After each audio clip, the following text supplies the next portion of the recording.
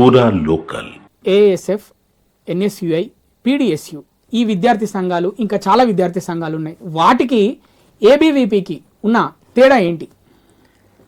ABVP కంప్లీట్గా ఈ దేశం మొత్తంలో దేశభక్తి కలిగిన స్టూడెంట్ ఆర్గనైజేషన్ ఏంటంటే ఏబీవీపీ మాత్రమే.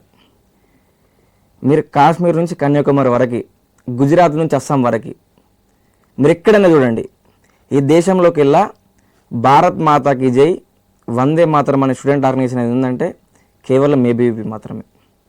ఏబీవీపీ 1949 అంటే ఒక్క ఏబీవీపీఏ అంటున్నారు భారత్ మాతాకి జై, వందే మాతరం అని. అంటే ఏబీవీపీ వాళ్ళే అంటారు కానీ మరి పీడిఎస్యు వాళ్ళు, ఏఎస్ఎఫ్ వాళ్ళు, మిగతా విద్యార్థి సంఘాలు, ఎన్ఎస్యుఏ వాళ్ళు, మిగతా విద్యార్థి సంఘాల వాళ్ళు అన్నారా భారత్ మాతాకి జై అని, వందే మాతరం అని అన్నారా?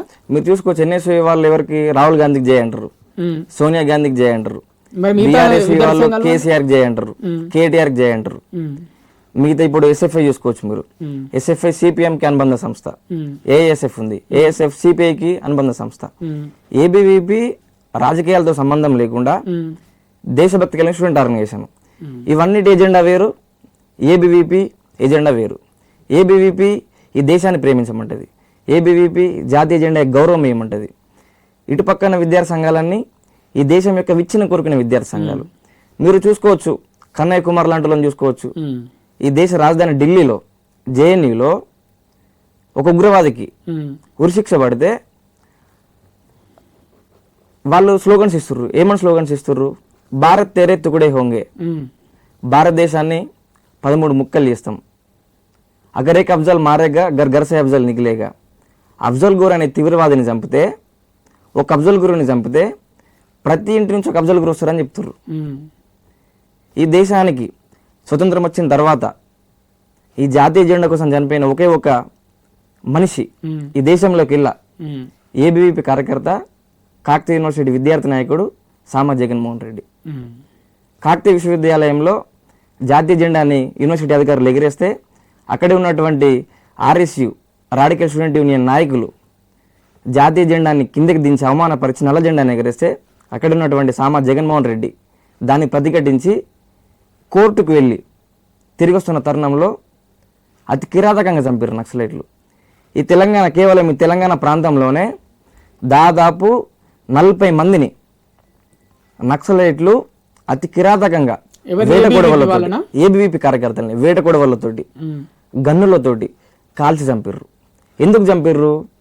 వీళ్ళెవరు భూమి కబ్జా చేయలే, వీళ్ళు ఎవరు డబ్బులు లాక్కోలే. మరి ఎందుకు భారత్ మాతాకి జై అంటే భారత్ మాతాకి జై అన్నందుకు చంపారు, వందే మాతరం అన్నందుకు చంపారు. అంటే నక్సలైట్లకి భారత్ మాతాకి జై అన్న, వందే మాతరం అన్న నచ్చదా?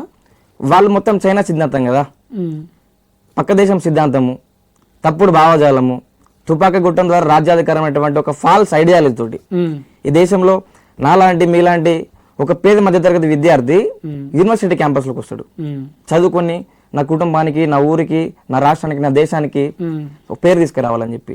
అటువంటి విద్యార్థిని ఏం చేస్తారు? మనం ఇక్కడ కాదు ఉండాల్సింది, మనం అడవుల్లో ఉండాలి, తుపాకీ గుట్టం ద్వారా రాజ్యాధికారం అని చెప్పేసి వీళ్ళని ఉపన్యాసాలు ఇచ్చి అడవులకు పంపుతారు. అడవుల్లోకి పంపి వాళ్ళు గ్రే హౌండ్స్ లో శవాల దిబ్బల్లాగా మారుతారు. మనలాంటి మీలాంటి చాలా మంది పేద విద్యార్థులు. ప్రస్తుతం అయితే తెలంగాణ, ఆంధ్రప్రదేశ్లో అయితే తగ్గింది కదా నక్సలిజం తగ్గింది, కానీ అర్బన్ నక్సలైట్లు ఎవరైతున్నారో అర్బన్ నక్సలైట్లు ఇది ఫాల్స్ ఐడియాలజీ తోటి పేద విద్యార్థులను అడవులకు పంపుతారు. కానీ వీళ్ళ పిల్లలేమో అమెరికాలో, బ్రిటన్లో మంచి మంచి యూనివర్సిటీస్లో ఏసీలో చదువుకుంటారు. మీలాంటి మాలాంటి పేద విద్యార్థులేమో అడవుల్లో. మళ్ళీ ఇంకో విషయం, వీళ్ళు పేద బడుగు బలహీన వర్గాల కోసం అంటారు.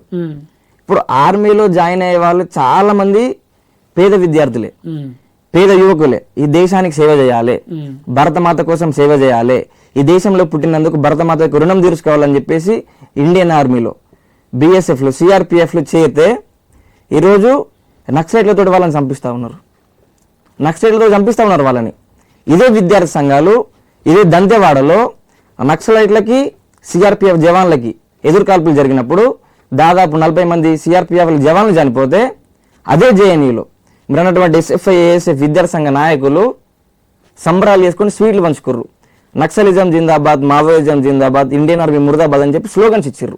అంటే ఇది ఒక్కదంతా మనం అర్థం చేసుకోవచ్చు.